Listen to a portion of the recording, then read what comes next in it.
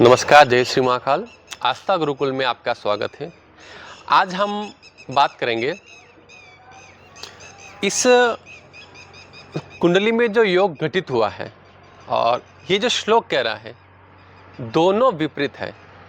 कभी कभी हम जो पढ़ते हैं ऐसा कैसा कुंडली में नहीं बैठता है। ये बात ये मैं यहाँ पे अभी सिद्ध करूँगा कि श्लोक क्या कह रहा है और इस कुंडली में वो चीज़ नहीं हुई है। एक ही सिद्धांत पे सब नहीं हो सकता है कि ऐसा लिख दिया तो ऐसा ही, क्योंकि 9 ग्रह 12 भाव का आपस में मिलान बहुत ज़रूरी है। उससे बहुत कुछ परिवर्तन हो जाता है। सीधा ये नहीं कोई ग्रह 100 ग्रह है वहाँ बैठा दिया फल दे देगा, नहीं।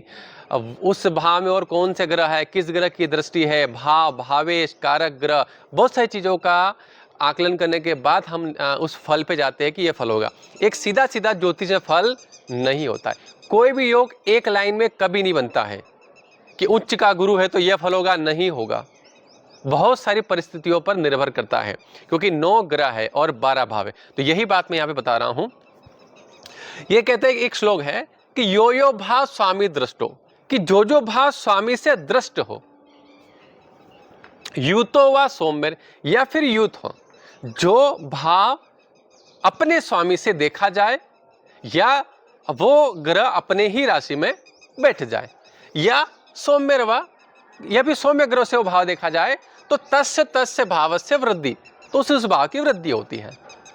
क्या कहला कि जो ग्रह अपने ही भाव को देखता है या फिर अपने ही राशि में बैठ जाए या फिर सौम्य ग्रह उस भाव को देखे, तो उस भाव की वृद्धि होती है।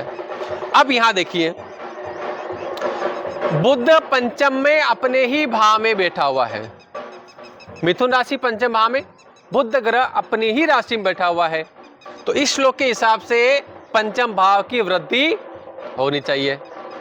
ठीक है। अब कोई भी सौम्य ग्रह इस पे दृष्टि नहीं डालता है, ठीक है, लेकिन एक चीज होगी कि भाई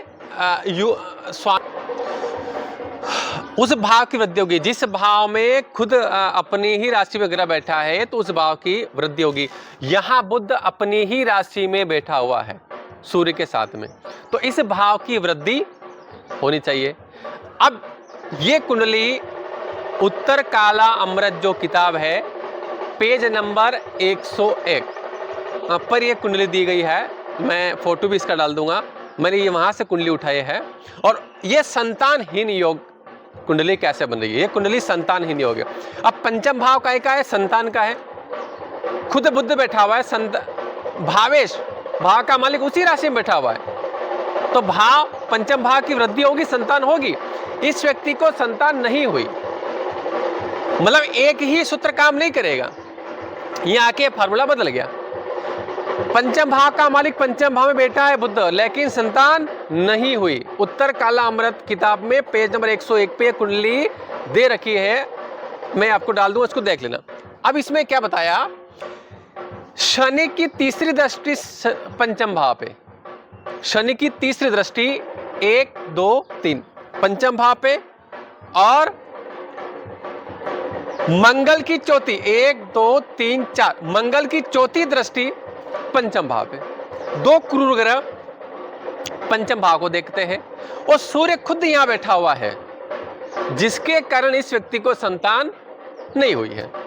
अब क्या हो रहा है, बुध इन दोनों से तीनों से पीड़ित है। मंगल की दृष्टि, शनि की दृष्टि, सूर्य के साथ बैठने से बुध ग्रह कमजोर हो गया है। अब बुध कौन है, भाव का मालिक, भावेश, भावेश कमजोर है, और भाव में बैठा हुआ ग्रह कौन, खुद बुध ही भाव में बैठा हुआ ग्रह, वो कमजोर हो गया। भाव में बैठा हुआ ग्रह भी कमजोर है बुध, और भावेश वो खुद ही है, बुध कमजोर हो गया है। और संतान देने वाला ग्रह कौन सा होता है, गुरु ग्रह। गुरु का बैठा है शनि राहु की दृष्टि में और मंगल की दृष्टि में। संतान कारक ग्रह कौन है, गुरु ग्रह, वो भी पीड़ित हुआ है। किससे, शनि राहु की सीधी दृष्टि गुरु पे और मंगल की 8वीं दृष्टि गुरु पे। तो संतान देने वाला ग्रह भी पीड़ित है, भाव में बैठा हुआ ग्रह बुध भी पीड़ित है, और भाव का मालिक जो बना भावेश, वो बुध बना, वो पीड़ित है। इसके कारण इस व्यक्ति को कोई भी संतान नहीं हुई है। तो इस तरह से यहां आके ये बदल जाता है, परिस्थितियों के ऊपर कुंडली निर्भर करती है। जैसे यहाँ लिखा है कि यो यो भाव स्वामी दृष्टो यूतोर्वा, कि जो भाव अपने स्वामी से दृष्ट हो, देखा जाए, या स्वामी उसी की राशि में बैठ जाए, तो उस भाव की वृद्धि होती है। पर यहाँ बुध ने पंचम भाव की वृद्धि नहीं की, क्योंकि बुध यहाँ पे पीड़ित है। किससे पीड़ित है?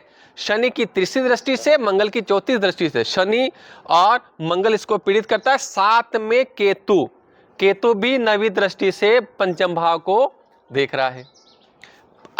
अब एक इसमें क्या लिखा है कि सौम्यरवा, कि सौम्य ग्रह की उस पे दृष्टि हो जाए। अब गुरु ग्रह की दृष्टि है पंचम भाव पे, गुरु की नवम दृष्टि, 1 2 3 4 5 6 7 8 9। गुरु ग्रह जिस भाव को देखता है उस भाव में वृद्धि होती है, उस भाव के फल मिलते हैं। अब यहां पे क्या हो रहा है? उस भाव का फल नहीं मिल रहा है। क्यों नहीं मिल रहा? क्योंकि गुरु ग्रह यहां पे पीड़ित है। गुरु ग्रह अपना संपूर्ण फल देने में सक्षम इस कुंडली में नहीं है, क्योंकि वह शनि राहु और मंगल से पीड़ित है। इसलिए गुरु की दृष्टि भी उस भाव पे काम नहीं कर रही है, और इस कुंडली वाले व्यक्ति को संतान नहीं हुई। तो क्लियर हो गया कि एक लाइन से कभी सूत्र फलित नहीं होता है कि ये ग्रह यहां बैठ जाएगा तो ये फल होगा। बाकी 8 ग्रह भी परिस्थितियों को क्रिएट करेंगे, बनाएंगे, उसके बाद ये फल को कहना चाहिए। तो इसलिए जब भी आप कुछ पढ़ो तो ये ठीक है, ये सूत्र काम आते हैं, लेकिन पूरी कुंडली देखने के बाद में हमको आकलन करना चाहिए कि वास्तव में ये सूत्र काम करेंगे या नहीं करेंगे। इस कुंडली में ये सूत्र काम नहीं किया। स्वामी से दृष्ट भी भाव है, और सौम्य ग्रह स्वामी से खुद स्वामी बैठा हुआ है और सौम्य ग्रह उसको देख रहा है, उसके बाद भी उसको संतान नहीं हुई है, क्योंकि पापी ग्रह ने ज्यादा उसको